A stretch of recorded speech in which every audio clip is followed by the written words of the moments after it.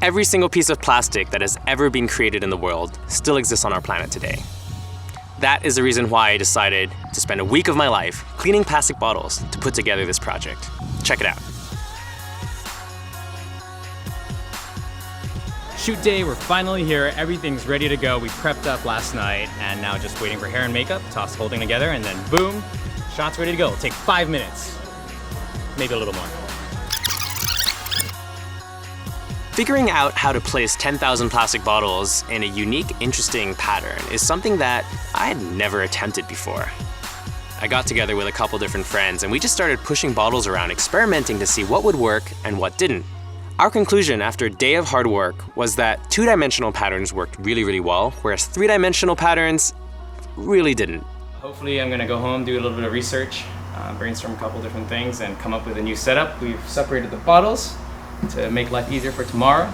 And yeah, dark blue on one side, white and green on the other. And it's really our 3 colors to play with. So like a restricted coloring book. So it'll work out. Tomer, the recycling center, which lent us 10,000 plastic bottles, never asked us what kind of colors we were going to need. They just happened to provide us with the 3 colors that we needed the most: white, green, and blue, the perfect color palette that we were going to need in order to represent the intersection of earth and water.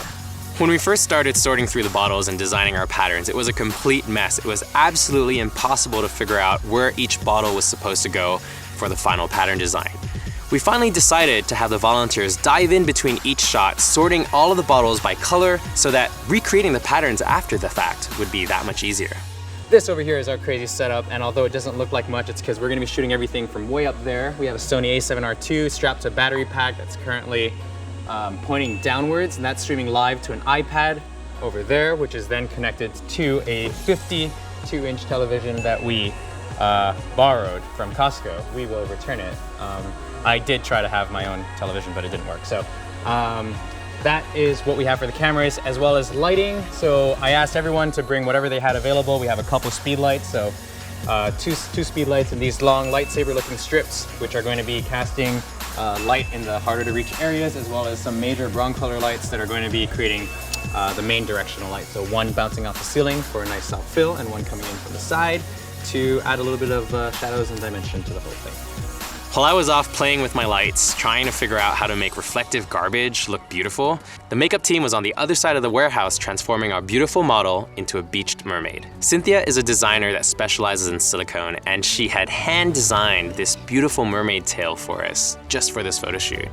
I had seen her work online a couple weeks earlier and I was like, holy crap, the amount of detail in your work is absolutely phenomenal. The scales, the fins, they all just looked so realistic that I knew that I had to do something with her. On the special effects, hair, and makeup side, we had this girl with an amazing eye for detail come in. Her name's Tamsin, and she just added this gorgeous layer of iridescence on the eyes, lips, and skin. For the hair, we did the complete opposite, adding extension, teasing it, making it messy, and adding a layer of garbage on top.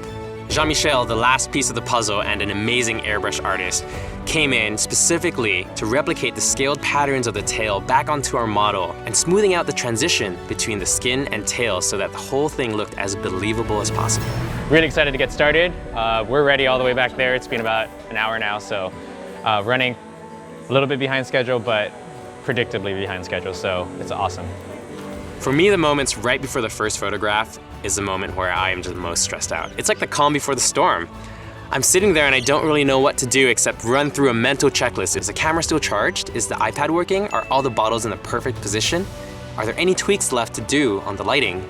And suddenly, without warning, it's showtime. The makeup team gives us the green light, and now Clara in full mermaid mode is lifted by a couple volunteers straight out of a fairy tale, placed delicately onto this fragile pattern of plastic garbage that we had so carefully designed. iPad in hand, I'm there trying to do my best to carefully direct Clara, except for this one big problem.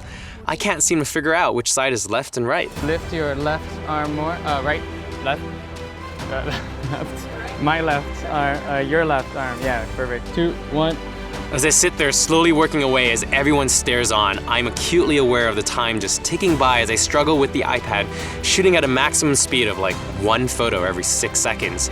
And before I know it, it's time to move on with 3 shots remaining: a swimming mermaid, a beached mermaid, and a water drop.